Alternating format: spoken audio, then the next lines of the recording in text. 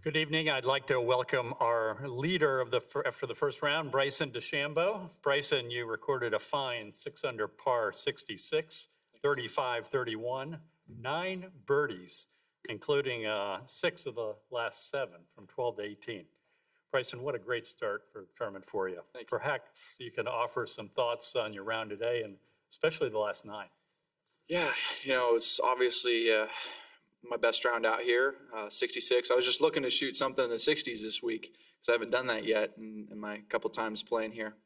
But what a magical back 9. The wind started to pick up right around Amen corner, and it was tough. It was not easy one bit, but we just stuck to what we knew we should have done, and we did, and was able to execute a beautiful 9-iron on 12 that kind of jump-started my back 9. Hitting it to 5 feet, making that putt, and got me rolling. The only thing we didn't really understand was on 14, we hit a shot just a little up in the wind and just got really hit by the wind and ended up short rolling back, and that was a big mistake. But other than that, that was pretty much the only mistake, except the drive on 17. I'll have to work on that on the range after tonight. Great. Ted. Good start there, and the green looks good, by the way, so far. It's nice. Curious, was there anything, though, that clicked that was a little different on the back 9 at all that wasn't quite going for you? Was it just the way it developed? Just the way it developed. It was honestly, I was hitting it great all day, driving it well. Just an accumulation of great golf that finally showed in the score. Great. Other question? I was curious, Bryson, as you saw the shot at 18, what was going through your head? Should have pulled the flag stick out. Should have had Tim go up there and pull it out or tend it. But no, I mean, it was a great shot, and I was excited just to be able to tap it in to finish off a great round.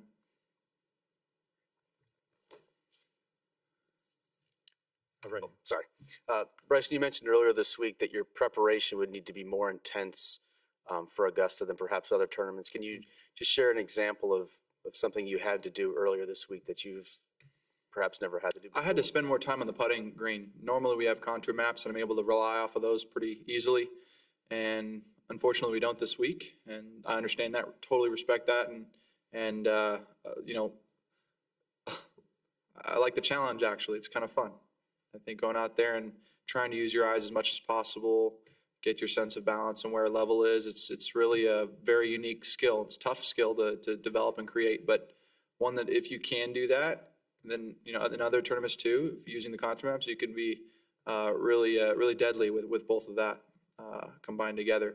But here this week, it's just about really practicing and looking at slopes and making sure you can see the line go in the hole. Gino. Bryson over here. 2 things. They mentioned on the broadcast that you had made some changes with your irons this week. Could you detail that as much as you feel comfortable doing? And second, you had spoken about in 2016, you didn't feel you were ready to win this tournament. Mm-hmm. I know there's 3 rounds left, but what makes you feel better about that possibility this time around?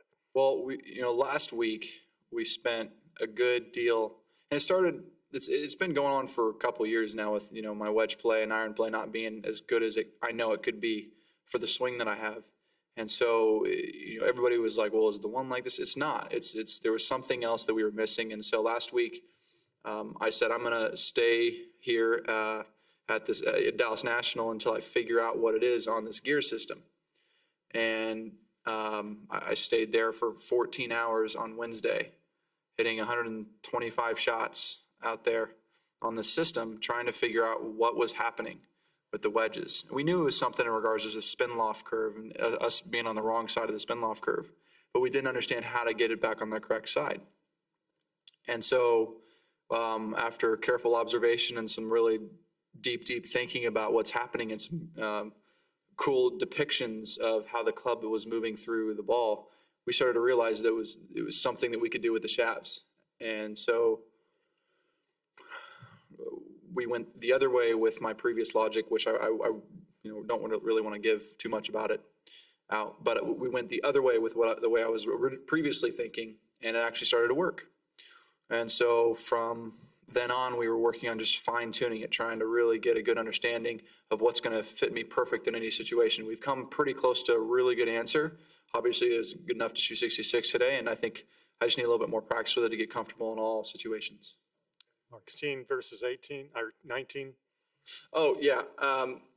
Again, there's a bit of the maturing aspect of it, understanding how to control certain emotions on the golf course, not necessarily from an attitude perspective, just from a nerve perspective, being comfortable in different situations and being able to go, I can do this. This is not a problem. Compared in 16, I was like, I'm not sure if I could do it. So that's really what the change has been. Mark. Very unscientific, but there is such positive energy out there on the course all afternoon. Koepka's getting birdies all over the place. You are. Phil almost got a hole in one. Can it be contagious at all? And do you get impacted by that? Yeah, absolutely. There is an energy, and there is something in science that does talk about that, and more science is coming out about that. But yeah, it's great to have momentum and hear great atmosphere and gets you all pumped up, creates some adrenaline flow and allows you to maybe get in a different mindset. And I think that's what partially happened today. I felt really good out there. Yeah. Jeff.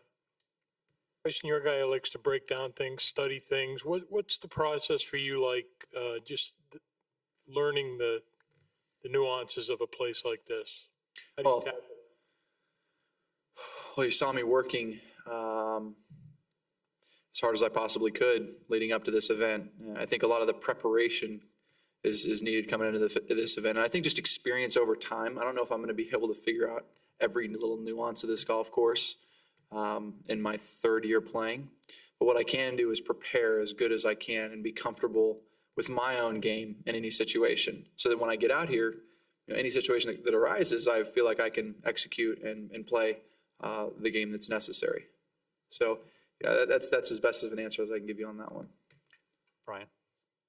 Bryson, you played well today, obviously, but a lot of guys seem to struggle, especially with the pin locations today. Can you talk about how challenging that was out there? 14 was brutal, and you couldn't miss a short, and I did the only thing you couldn't do. If you had it past it, it was okay. Even a little right of the flag, it was okay. And I think that, what was another good one? 11 was tough. 10 was difficult.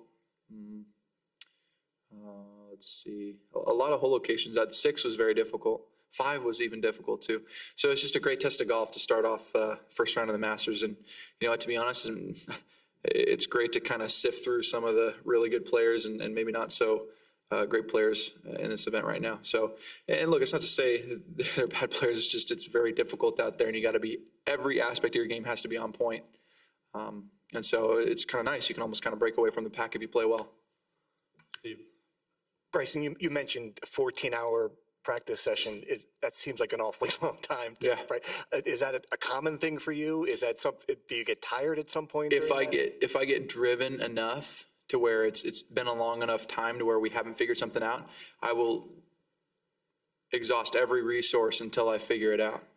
And that's common with me. I become almost a little, in a positive way, OCD about trying to complete something.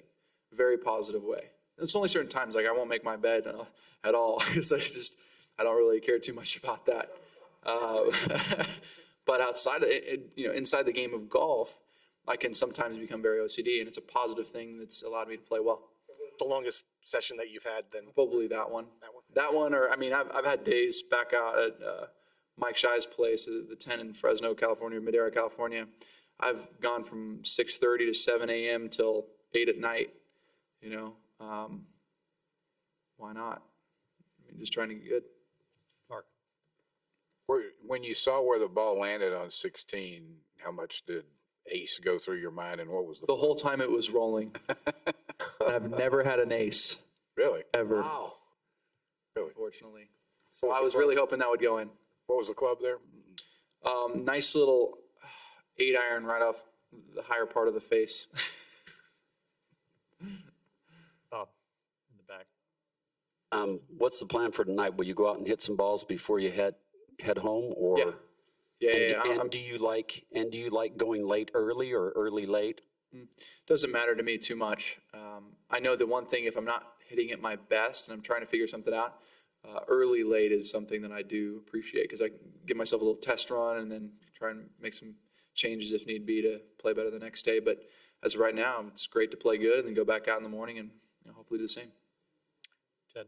One more for you, Bryson. You mentioned the word challenge and fun, and the fun of the challenge. We asked that of Jack Nicklaus this morning. He talked about how that is the difference. It's supposed to be fun.